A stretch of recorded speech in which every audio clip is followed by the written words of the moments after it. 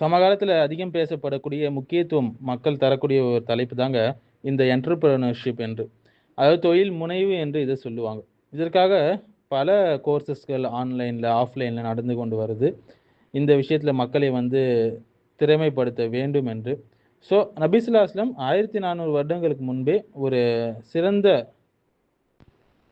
தொழில் முனைவோருடைய ஒரு வெற்றிகரமான தொழில் முனைவருடைய சிகரமாக அவங்க தெரிஞ்சாங்க. ஒரு ரோல் மாடலாக திகழ்ந்தாங்க.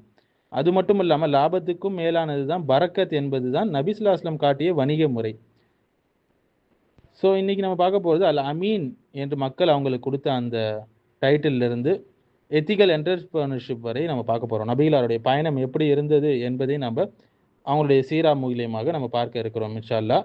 முதலாவது இந்த என்டர்பிரினர்ஷிப் என்றால் என்ன என்பதை நம்ம தெரிஞ்சுக்கொள்ளணுங்க.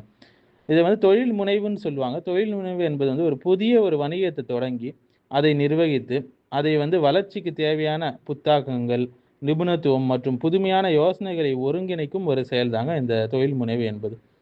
இது வந்து புதிய தயாரிப்புகள், சேவைகளை உருவாக்குவதையும், சந்தை தேவைகளை பூர்த்தி செய்வதையும், குறிப்பிட்ட வாடிக்கையாளர்களுக்கு மதிப்பை வழங்குவதையும் உள்ளடக்கியது தான் இது.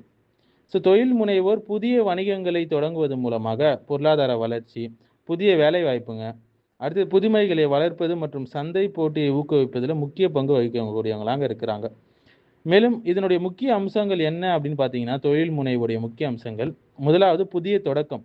ஒரு புதிய வணிகத்தை அல்லது ஒரு புதிய தயாரிப்பு சேவையை தொடங்குறது. ரெண்டாவது வந்து புத்தாக்கம் செய்வது. புதிய யோசனைங்க, அடுத்து டிஃப்ரெண்ட் ஐடியாஸ், பொருட்கள் அல்லது சேவைகளை கண்டுபிடிப்பது.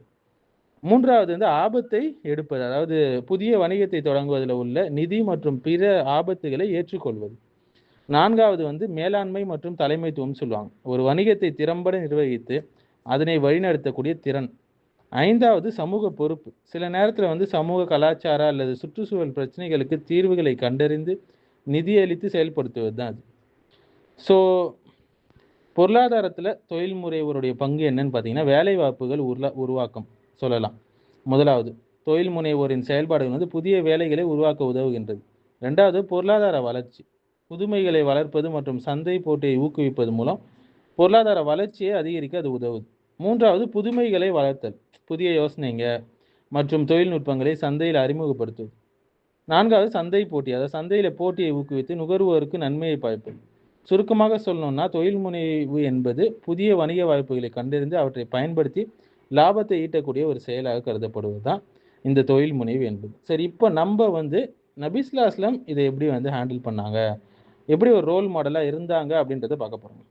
ஸோ இதற்கு வந்து நபிகளார் வந்து ஒரு ட்ரேடராக, ஒரு பிஸ்னஸ் மேனாக எப்படி இருந்தாங்க, அவங்களுடைய வணிக வாழ்க்கையுடைய ஆரம்ப காலகட்டம் எப்படி இருந்ததுன்னு நம்ம பார்த்தா தான் நமக்கு இது நல்லபடியாக விளங்கும். நபி ஸல்லல்லாஹு அலைஹி வஸல்லம் சின்ன வயதில் வந்து ஆடு மேய்ப்பவராக இருந்தாங்க. பின்னர் வியாபாரியாகவும் இருந்தாங்க. அவங்க வந்து நேர்மையான ஒரு வியாபாரியாக இருந்தாங்க. சிரியா, யமன் போன்ற நாடுகளுக்கு பயணம் செஞ்சு பிஸ்னஸ் செஞ்சாங்க. அப்போது கதீஜா ரலியல்லாஹு அன்ஹு என்ன செஞ்சாங்க, அவங்களுடைய அந்த நேர்மையை பார்த்து, அவங்களுடைய அந்த நல்ல கேரக்டர்ஸை பார்த்து, அவங்களுடைய வணிகத்தை அவங்க கிட்ட பொறுப்பை ஒப்படைச்சாங்க. எனக்கு நடத்தி கொடுங்க, ப்ராஃபிட் இவ்வளோ பார்த்துக்கலான்னு சொல்லி. ஸோ வந்து தொழில் முனைவருடைய வாழ்க்கை இஸ்லாமில் உயர்ந்த நிலையில் இருக்கு.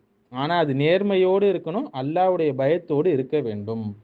அடுத்து நபி ஸல்லல்லாஹு அலைஹி வஸல்லம் நல்ல குணாதிசயங்கள் ட்ரேடில், பிஸ்னஸில் பார்த்தீங்கன்னா, முதலாவது அமானா. அதாவது அல் அமீன் என்று மக்கள் அவங்க அழைத்தாங்க. அதாவது அமானத்.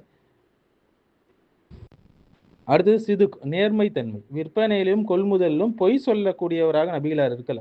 சிதுக், நேர்மையை பேணக்கூடியவர்களாக இருந்தார், உண்மைத்துவம் உள்ளவர்களாக இருந்தாங்க. அடுத்து தெளிவு. நபி ஸல்லல்லாஹு அலைஹி வஸல்லம் இருந்த முக்கிய ஒரு பங்கு, ஒப்பந்தங்களை தெளிவாக செஞ்சாங்க. அடுத்து நியாயமான விலை.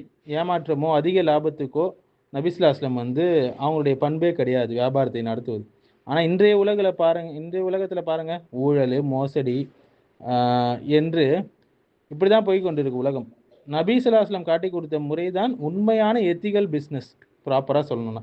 அடுத்தது முக்கிய மூன்றாவது விஷயம் என்னன்னு பார்த்தீங்கன்னா, வாடிக்கையாளருடைய சேவை. வாடிக்கையாளர்களை மரியாதையோடு கண்ணியமாக நடத்தினாங்க நபி ஸல்லல்லாஹு அலைஹி வஸல்லம். எதிர்பார்த்ததை விட சிறந்ததை அவங்க அளித்தாங்க. இதனால தான் அவங்களுடைய பெயர் வந்து சாதிக் அல் அமீன் என்றெல்லாம் மக்கள் அழைத்தாங்க. ஒரு நேர்மையான வணிகர் என்று பரவியது. இன்றைய பாடம் இதுலேருந்து என்னன்னு பார்த்தீங்கன்னா, பிராண்ட் ஆகட்டும், மார்க்கெட்டிங் எல்லாம் இருந்தாலும் உண்மையான பிராண்ட் என்பது நல்ல குணநலன் தானே, அந்த வியாபாரியுடைய நல்ல குணநலன் தான் உண்மையான பிராண்ட் என்பது. அல்லாஹ் சுப்ஹானஹு வ தஆலா அவங்களுக்கு நல்ல குணநலன்களை கொடுத்தான். அடுத்து நபிஸ்லாமுடைய நோக்கத்தை நம்ம பார்க்கணுங்க. சரிங்களா? அவங்க வெறும் லாபத்தை மட்டும் பார்க்கவில்லை. மாறாக நபிஸ்ஸல்லல்லாஹு அலைஹி வஸல்லம் செல்வத்தை அல்லாஹ்வின் பாதைக்கு ஒரு கருவியாக, டூலாக பார்த்தாங்க. வட்டி, சூதாட்டம், ஏமாற்றம் அனைத்தையும் தடை செஞ்சாங்க. செல்வம் வந்ததும் சதக்காக்கள், வக்ஃபுகள் வழியாக மக்களுக்கு அதை பகிர்ந்து அளித்தாங்க. ஸோ இன்றைய பாடம் இதில நமக்கு என்ன கிடைக்குதுன்னா, சோஷியல் என்டர்பிரனர்ஷிப் மற்றும் சிஎஸ்ஆர் வந்து நபி வழியில இருந்த ஒரு விஷயம். அது மட்டும் இல்லாம சஹாபாக்களை ஊக்குவித்தாங்க. நபி ஸல்லல்லாஹு அலைஹி வஸல்லம் என்கரேஜ் பண்ணாங்க. நம்ம பார்க்கலாம் அப்துர் ரஹ்மான் இப்னு அவுஃப் போன்றவர் வந்து பெரிய வணிகர்களாக ஆனாங்க. நபி ஸல்லல்லாஹு அலைஹி வஸல்லம் வந்து ஹலாலான முறையில செல்வம் ஈட்டுவது, அதை உம்மத்தின் நலனுக்கு பயன்படுத்த சொல்லி தர்பியத் செஞ்சாங்க சஹாபாக்களை.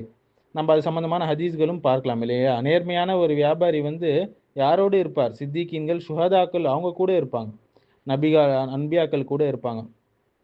திர்மிதியில நம்ம ஹதீஸ்களும் பார்க்கலாம். ஸோ இன்றைய காலத்தில் இதனுடைய முக்கியத்துவம் என்னன்னு பார்த்தீங்கன்னா, தொழில் முனைவோர் வாழ்க்கை வந்து வேலை வாய்ப்புகளை உருவாக்கும், நிறைய சுய மரியாதையுடன் வாழ உதவும், ஹலால் வழியாக ஈட்டக்கூடிய லாபம் ஒருத்தருடைய நோக்கமாக இருந்தால் அதுவே ஒரு இபாதத்தாக கூட மாறிவிடும். சரிங்களா? நபி ஸல்லல்லாஹு அலைஹி வஸல்லம் வந்து ஒரு ஆன்மீக தலைவராக மட்டும் இல்லை, மாறாக ஒரு வெற்றிகரமான தொழில் முனைவராகவும் இருந்தாங்க.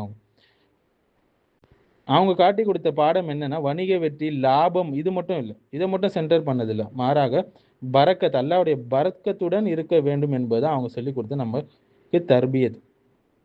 ஸோ நபி ஸல்லல்லாஹு அலைஹி வஸல்லம் தொழில் முனைவருடைய உன்னத முன்மாதிரியாக இருக்கிறாங்க. யார் நபி ஸல்லல்லாஹு அலைஹி வஸல்லம் மாரி இதை செய்கிறாங்களோ கண்டிப்பாக இம்மையிலும் மறுமையிலும் வெற்றி கொள்ளக்கூடிய ஒரு நபராக அவர் இருப்பார்.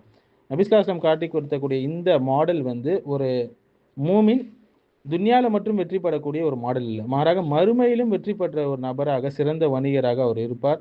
அதுக்கேற்ற ஒரு மாடல் சார்ட் தான் நபி ஸல்லல்லாஹு அலைஹி வஸல்லம் போட்டு கொடுத்துட்டாங்க. நபி ஸல்லல்லாஹு அலைஹி வஸல்லம் சீராவை படிக்கக்கூடிய யாருமே இதை வந்து நம்ம கண்டுகொள்ளலாம். ஒரு ஸ்பிரிச்சுவல் லீடராக மட்டும் இல்லாமல் ஒரு சக்ஸஸ்ஃபுல் என்டர்பிரனராக அவங்க இருந்தாங்க.